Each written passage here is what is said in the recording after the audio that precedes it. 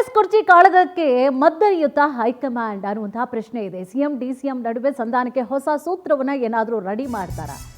ಯಾಕೋ ಗೊಂದಲ ಇದೆಯಲ್ಲ, ಬಗೆಹರುವಂತಹ ಲಕ್ಷಣಗಳು ಸದ್ಯಕ್ಕಂತೂ ಕಾಣಿಸ್ತಾ ಇಲ್ಲ. ಈ ಗೊಂದಲವನ್ನ ಬಗೆಹರಿಸಲೇಬೇಕು ಹೈಕಮಾಂಡ್. ಯಾವ ರೀತಿಯಾಗಿ ಮಧ್ಯರಿಯುತ್ತೆ? ಸಿಎಂ ಡಿಸಿಎಂ ನಡುವೆ ಸಂಧಾನಕ್ಕೆ ಹೊಸ ಸೂತ್ರ ಏನಾದರೂ ರೆಡಿ ಮಾಡ್ತಾರಾ? ಸಿದ್ದರಾಮಯ್ಯ ಡಿಕೆಶಿ ಮಧ್ಯೆ ಸಂಧಾನಕ್ಕೆ ಡೇಟ್ ಫಿಕ್ಸ್ ಆಯ್ತಾ? 3 ವರ್ಷ ಒಬ್ರು, 2 ವರ್ಷ ಒಬ್ರು ಅಧಿಕಾರ ಹಂಚಿಕೆಯ ಸೂತ್ರ ರೆಡಿ ಮಾಡಿಕೊಂಡಿದ್ದಾರಾ? 2 ವರ್ಷ ಅವಧಿಗೆ ಡಿಕೆ ಶಿವಕುಮಾರ್ ಅವರಿಗೆ ಪಟ್ಟಾಭಿಷೇಕವನ್ನ ಮಾಡಲಾಗುತ್ತಾ?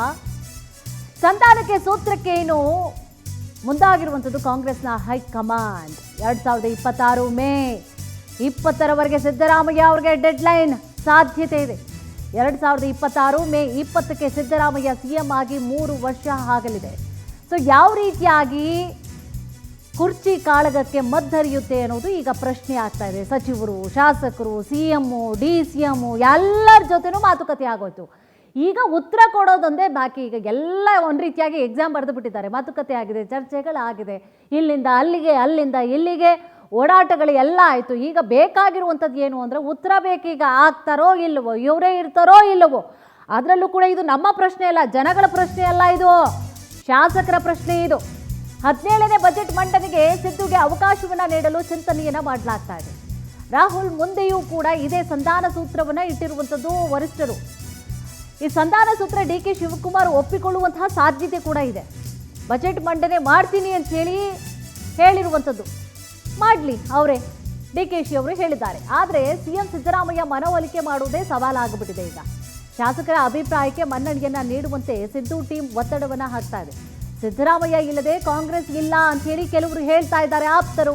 ಸಿದ್ದರಾಮಯ್ಯ ಅವರನ್ನ ಕೆಳಗಿಳಿಸಿದ್ರೆ ರಾಷ್ಟ್ರ ಮಟ್ಟದಲ್ಲೂ ಕೂಡ ಡ್ಯಾಮೇಜ್ ಆಗುತ್ತೆ ಅಂತೇಳಿ ಒಂದಿಷ್ಟು ಆಪ್ತರು ಕೂಡ ಈಗಾಗಲೇ ಹೇಳ್ತಾ ಇದ್ದಾರೆ. ಹೀಗಾಗಿ ದೆಹಲಿ ನಾಯಕರಿಂದ ಎಚ್ಚರಿಕೆಯ ನಡೆಯನ್ನ ಈಗ ಇಡಬೇಕು ಅವರು. ಸಂಧಾನ ಸೂತ್ರವನ್ನ ಹಾಗಿದ್ರೆ ಅನುಸರಿಸುವಂಥದ್ದು ಏನು ಮಾಡಬೇಕು ಗೊತ್ತಾಗ್ತಿಲ್ಲ. ಈಗ ಹೋದ ವಾರವಷ್ಟಿಗೆ ಏನು ಹೇಳಿದ್ರು ಸಿಎಂ ಸಿದ್ದರಾಮಯ್ಯ ಅವರು, 5 ವರ್ಷ ನಾನೇ ಮುಂದುವರಿತೀನಿ, ಜೊತೆಗೆ ಈ ಬಾರಿಯ ನೆಕ್ಸ್ಟ್ ಬಜೆಟನ್ನು ಕೂಡ ನಾನೇ ಮಂಡಿಸ್ತೀನಿ ಅಂತ ಹೇಳಿ ಅವರು ಘಂಟಾಘೋಷವಾಗಿ ಸಿಎಂ ಸಿದ್ದರಾಮಯ್ಯ ಅವರು ಹೇಳಿದ್ದಾರೆ. ಸೊ ಮಾಡ್ತಾರಾ, ಮಾಡಲಿ ಅನ್ನುವಂಥದ್ದು ಡಿಸಿಎಂ ಅವರ ನಿಲುವಾಗಿರುವಂಥದ್ದು. ಹಾಗಿದ್ರೆ ಇದು ಎಲ್ಲದಕ್ಕೂ ಕೂಡ ಹೆಂಗೆ ಮದ್ದರಿತಾರೆ ಅನ್ನುವಂಥ ಪ್ರಶ್ನೆ ಇದೆ. ಇದೇ ವಿಚಾರ ಸಂಬಂಧವಾಗಿ ಹೆಚ್ಚಿನ ಡೀಟೇಲ್ಸನ್ನು ಕೂಡ ನೀಡ್ತಾ ಹೋಗ್ತಾರೆ ನಮ್ಮ ಪ್ರತಿನಿಧಿ ಆನಂದ್.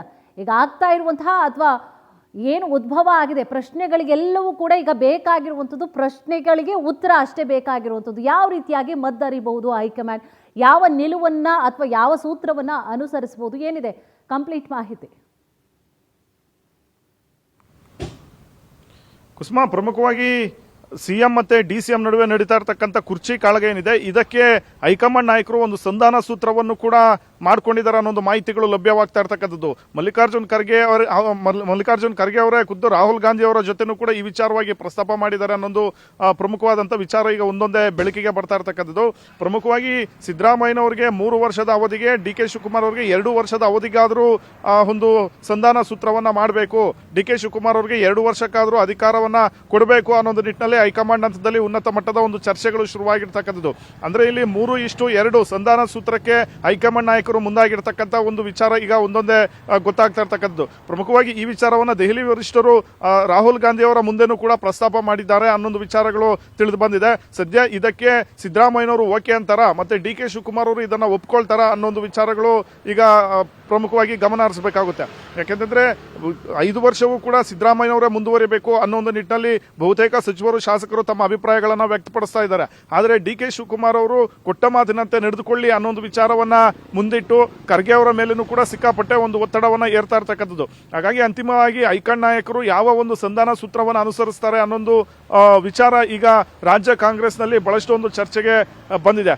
ಈ ಕಡೆ ಸಿದ್ದರಾಮಯ್ಯನವರನ್ನ ಕೆಳಗಿಳಿಸಿದ್ರೆ ಕಾಂಗ್ರೆಸ್ ಪಕ್ಷವೇ ಇರೋದಿಲ್ಲ, ರಾಷ್ಟ್ರ ಮಟ್ಟದಲ್ಲೂ ಕೂಡ ಡ್ಯಾಮೇಜ್ ಆಗುತ್ತೆ ಅನ್ನೋ ವಿಚಾರವನ್ನ, ಅನ್ನೋ ವಾದವನ್ನ ಸಿದ್ದರಾಮಯ್ಯ ಅವರ ಆಪ್ತರು ಮಂಡನೆ ಮಾಡ್ತಾ ಇರ್ತಕ್ಕಂಥದ್ದು. ಜೊತೆಗೆ ಪಕ್ಷ ಅಧಿಕಾರಕ್ಕೆ ಬಂದಂತ ಸಂದರ್ಭದಲ್ಲಿ ಅವರನ್ನ 5 ವರ್ಷಕ್ಕಂತ ನಾವು ಆಯ್ಕೆ ಮಾಡಿದೀವಿ, 2.5 ವರ್ಷಕ್ಕಂತ ಯಾರು ನಮ್ಮ ಜೊತೆ ಚರ್ಚೆ ಮಾಡಿಲ್ಲ, ಹಾಗಾಗಿ ಶಾಸಕರ ಅಭಿಪ್ರಾಯವನ್ನು ಪಡೆದುಕೊಳ್ಳೋದು ಮುಖ್ಯ ಅನ್ನೋ ಒಂದು ವಾದವನ್ನ ಬಹುತೇಕ ಶಾಸಕರು ಮಂಡನೆ ಮಾಡ್ತಾ ಇರ್ತಕ್ಕಂಥದ್ದು. ಆದರೆ ಡಿಕೆ ಶಿವಕುಮಾರ್ ಅವರು ಶತಾಯಗತಾಯ ಈ ಕಡೆ ಅಧಿಕಾರ ಹಂಚಿಕೆ ಆಗಲೇಬೇಕು ಅಂತ ಪಟ್ಟನ್ನ ಹಿಡಿದಿದ್ದಾರೆ.